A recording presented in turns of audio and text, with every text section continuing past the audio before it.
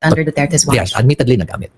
Alam ko naman yung intention ng ating presidente noon. Ano? Malinis ang kanyang intention. Pero Wow!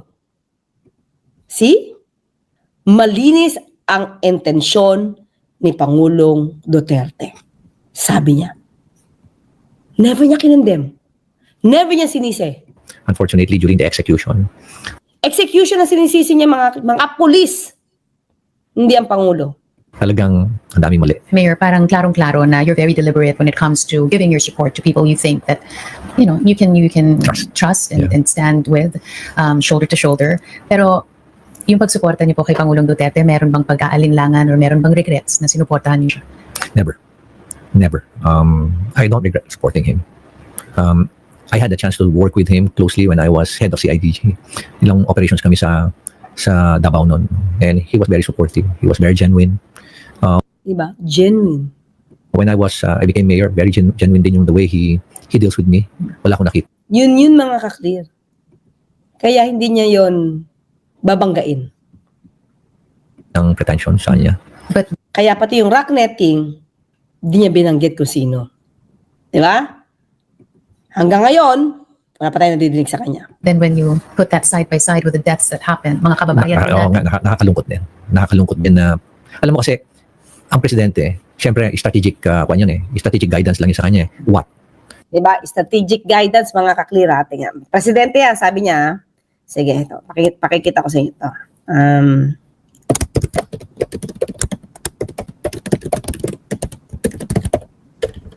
Strategic, sabi niya. Sige. Strategic, justify niya, strategic. Pero yung how, nasa kanya yan nasa implementing agencies Ano nangyari? During the implementation na execution na, wala na, mali-mali na. Ang dami ng mali-mali. Diba? So, ang nagkamali yung nag-execute. Pero yung presidente, hindi. Si Duterte, hindi.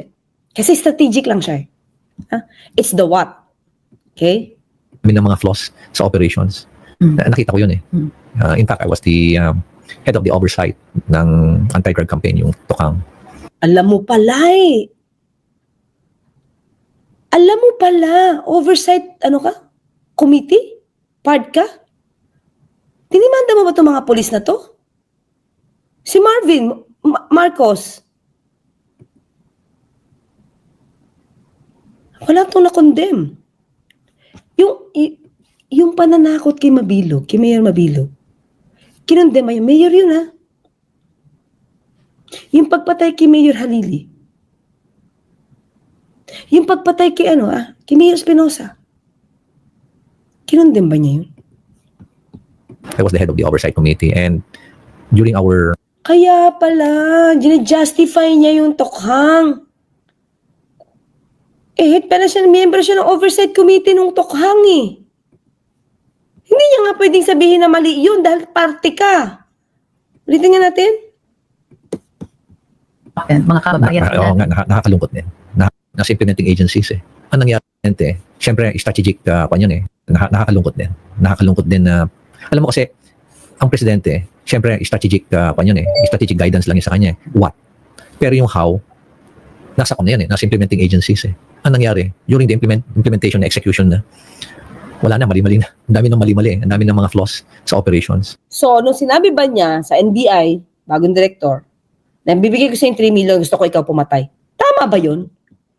Strategic, lang ba yung guidance? Patayin mo to? Strategic guidance ba yun? Nakita ko yun in fact, I was the head of the oversight Head siya. Tanda yun, head ng oversight. ng anti-drug campaign, yung Tokang. Tokhang. Kaya hindi yan pala to talaga.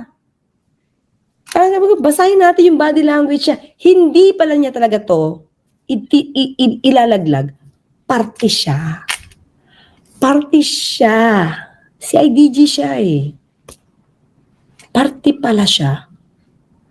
Nung sino nagsabi na ang PNP ay naging sindikato. Malaking sindikato ni Pangulong Duterte. Sino nga yun? Colonel...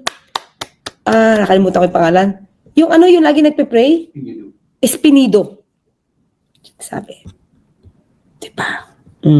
I was the head of the oversight committee and during our meetings or command me, yung tinatawag nating, paano ba yung tawag namin doon? Command, ano to?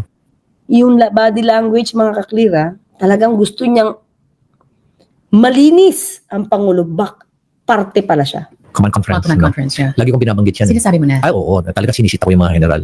Sinisisi mo pala. Bakit nagtuloy? At hindi nakasuhan yung mga general. Hi, attorney, hindi po, ayan, hindi kamay na bakal, kundi kamay na magnanakaw si Duterte. Sachi.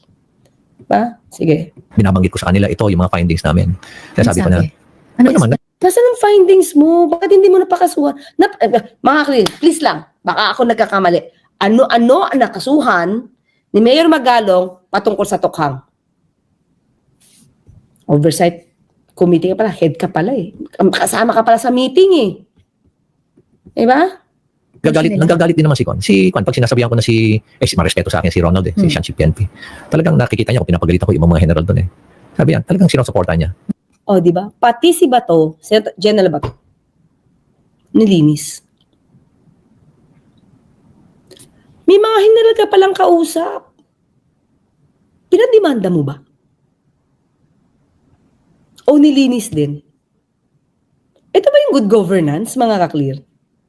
Ito ba yung good governance? Di ba? Oh. At nagbibigay din siya ng guidelines. Nagagalit din si Ronald. Nakikita ko rin ang pinapagalitan niya. Pero syempre, nahihiya rin siyang talaga maging too aggressive kasi nandun kami na upper class niya na staff niya, na member of the command group. Pero genuine naman nakikita ko kay Ronald. Kilala ko yan si Ronald. Pati si Senator Bato, nilinis. Diba? Very close yan sa akin. Oh, close. Iya pala. So, ngayon, ang pinipintasan niya, Pangulong Marcos. Diba? Ang gusto niyang style, Duterte at Bato. Free. No? Siguro yan ang the truth builds trust. Sa umpisa, mabigat yan, masakit. Yun pala eh. Bakit hindi ka nasasabi ng truth? Patungkol doon sa involved sa Tingnan natin kung may posibilidad ba talaga na siya yung tinatapik para mag-lead. Kasi si Pokis, Duterte. Salita niya, Duterte. Naratibo ng Duterte. So, sino yung kinikilalang Duterte na pwedeng mag-lead sa coup na general? Diba? Na ang dating is good governance. So, pagkakuha ngayon, papalit si Sara Duterte. Transition leader.